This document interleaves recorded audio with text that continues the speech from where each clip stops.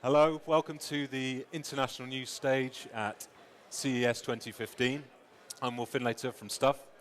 This is Joe Cox from What Hi-Fi and Andy Clough from What Hi-Fi. And we're going to be talking a little bit about some of the cool things that we saw launch yesterday at the show.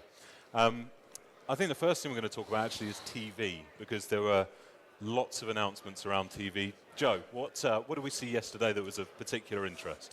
We saw lots of TVs. Obviously, it's CES, so it's a huge number of TVs as per normal.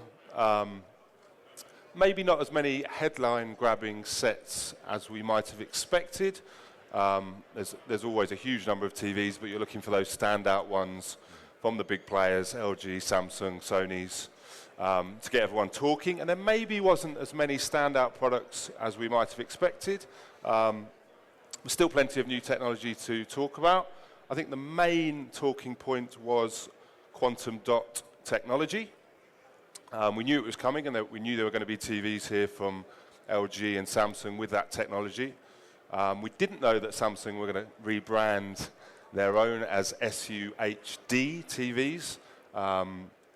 So Samsung definitely made a lot of noise about their SUHD TVs. So what is quantum dot? And feel free to contribute, Andy. Okay, no, I'll chip in here, that's fine. Well, basically, it's kind of like enhanced 4K, because what we've got now, all these 4K TVs coming through, which is 4 times the resolution, obviously, of high definition that we've had for a number of years.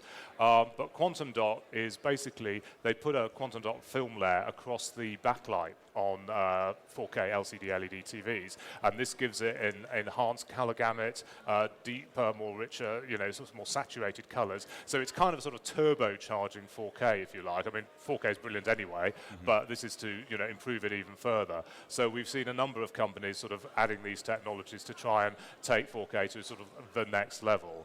Arguably, whether you need it or not is a good debate, but they are just trying to improve the picture quality again and again and again. They're sort of constantly sort of grading what we can get. Yeah. I mean, one interesting point is, of course, that quantum dot has been around for a little while now. So Sony had TVs a couple of generations ago, which were quantum dot TVs. Right. Their first triluminous displays used that technology. They just didn't really make a lot of noise about it.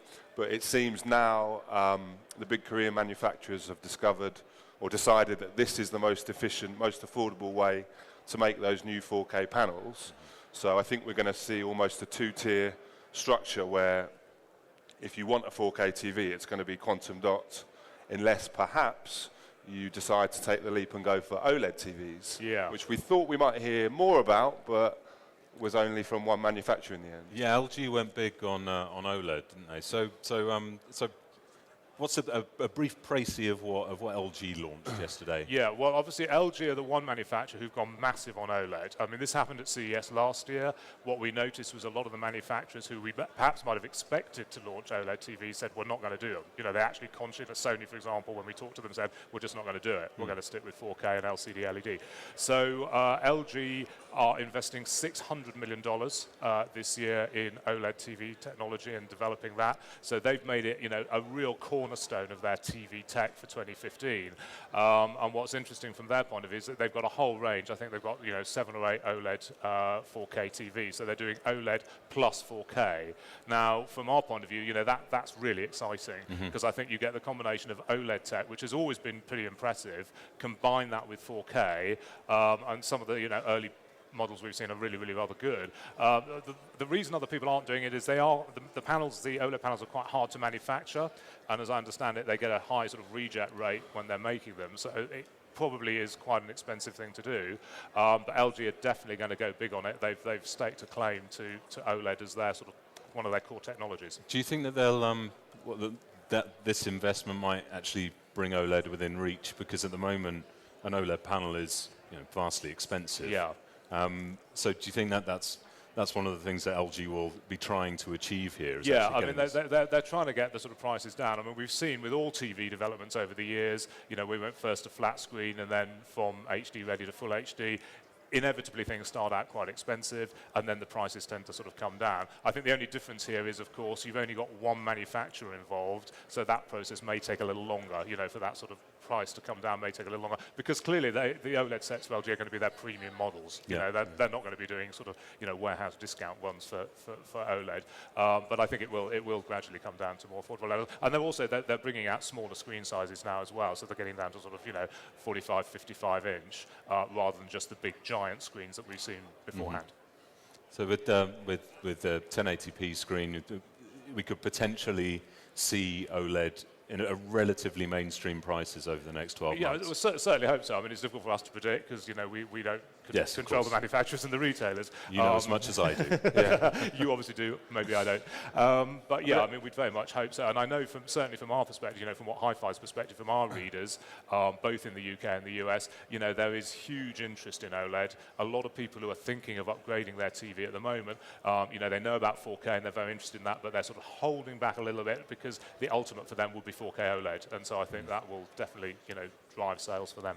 There's a couple of CESs ago where OLED was the big story for both Samsung and LG, wasn't it? And, and one of the big selling points in the early days especially was just how ridiculously skinny those TVs can be. We saw Sony's flagship TV yesterday, basically is skinny anyway. So it looks like we could get quantum dot technology. Quantum dot is going to be competing head-to-head with OLED, effectively. Is that what you think is going to happen? I mean, I think quantum dot is going to be the more affordable version. So if you want that absolute premium TV, OLED still seems to be the buzzword, but the problem is there's only one manufacturer making them, and they're still very expensive. And I think that huge investment must just be to try and improve the yield rate. You know, you hear that they only get 1 or 2 screens per 10 OLED panels are good enough to make a TV. That's just not viable to make any sort of mass market product. So that must be what they're trying to improve. But then the step below that, it looks like the standard LED, LCD TVs will be quantum dot technology. I mean, let's not forget, you know, 4K is amazing. So we're talking about, you know, really good and really, really good. So, you know, I mean, these technologies, I think, you know, a lot of the manufacturers, you know, they'll still have the sort of basic, you know, full HD range, then they'll have a 4K range, and then they'll have various, you know, different sizes and so on. So it's all degrees of, you know, increased better picture quality and all the rest of it. Degrees of goodness. Degrees of goodness, indeed. Talking about, you know, actually taking things to the next level. Beyond 4K in a way. Netflix had some interesting announcements yesterday regarding HDR. So in theory, in 2014, we should see some Netflix 4K streams that also have HDR. What is HDR, and why should we be bothered about that? That is a good question. Can anyone else answer that better than me? Well, HDR stands for high dynamic range. The issue around all of this new technology, because we get so much stuff emerging, you know, sometimes quite early on here at CES, is that various manufacturers ban these things around. There isn't actually an industry standard for it. As I understand it, from what I've gleaned so far, for HDR, you will have to have HDR-compatible hardware. So you'd need an HDR-compatible, you know, Blu-ray player, for example, or TV. What we had yesterday, because there was a lot of issues around 4K, because brilliant as it is, up until yesterday there was no actual industry standard for it. So they've launched here at CES this thing called the UHD Alliance, which is an industry body, which is LG, Samsung, Sony, Dolby, Panasonic, all sorts of people, trying to create a sort of set of standards for 4K, and I think the same will probably happen or emerge over time with HDR.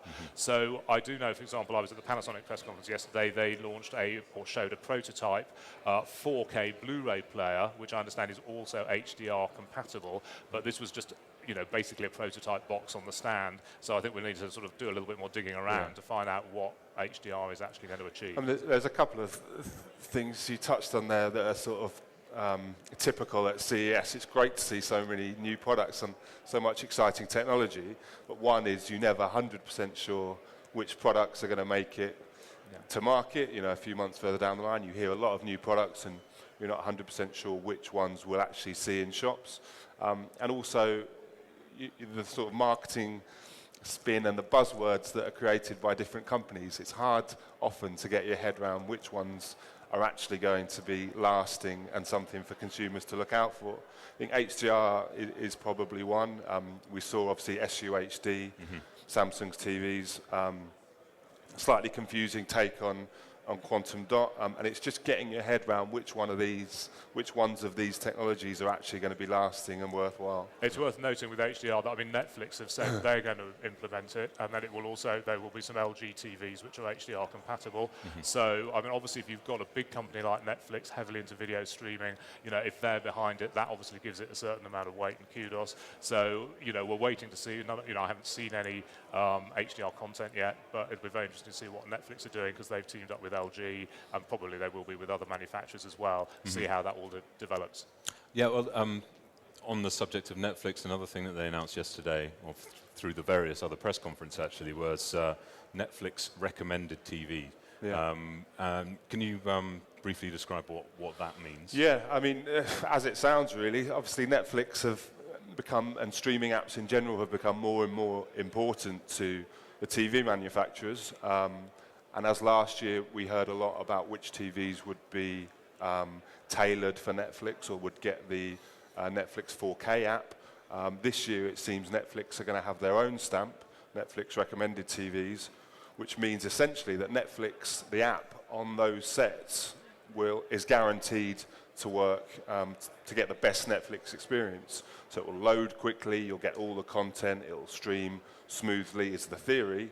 And Netflix now have this badge which they'll be stamping on certain TVs. Again, not 100% sure how many TVs have got that at launch, how many we'll see in the UK, but it looks like that's going to be a new sort of stamp to look out for. Yeah.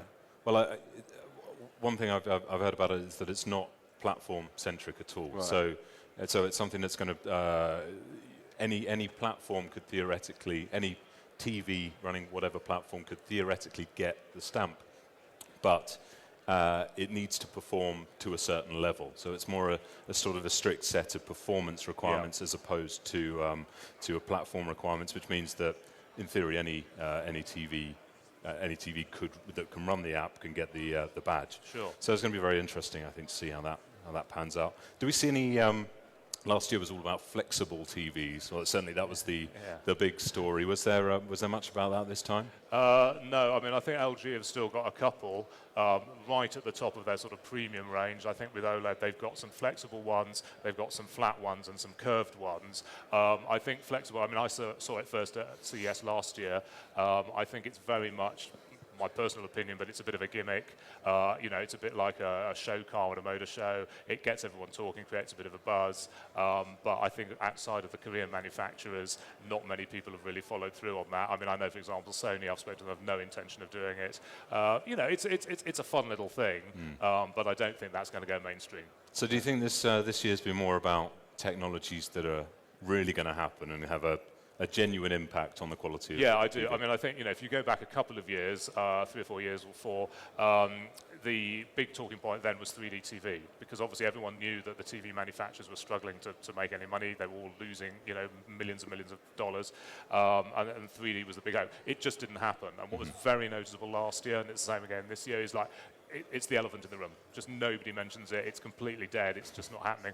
Whereas 4K, I think there is genuinely a buzz about it. With Netflix and Amazon now coming in with 4K streaming, and people who are thinking of upgrading their TV, they've had for 4 or 5 years. There's a really good reason to do it, because it's all about better picture quality. 3D was a bit of a gimmick, whereas 4K and beyond is all about picture quality, and that's really what a TV is about. Yeah.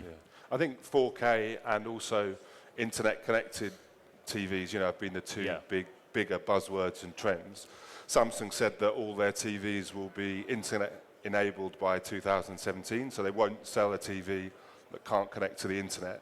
That's been around for a while, and it seems obvious, but that seems to be the way everyone's moving, the technology and the features of the TV. Yes, 4K will definitely be a big trend, but just internet-enabled TVs and the apps that come with it are going to be the main push, and seeing where that goes. Obviously, at the wider show, there's all sorts of talk about the Internet of Things and about wearable devices that can connect to TVs, coffee machines, whatever you want.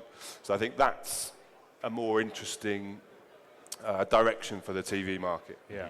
And also, I mean, you know, we're talking about smart TV with LG. They've got Web OS 2.0. Panasonic announced yesterday they've got a new smart TV thing that they've done with Firefox, new OS there. Yeah. So yeah, I mean, from the early days when these things were quite sort of clunky and crude, they're now becoming vastly more sophisticated, and there's a lot of development, you know, as Joe was saying, in that area as well. So yeah, Sony's adopted Android for all of its TVs exactly, as well. Exactly. Yeah.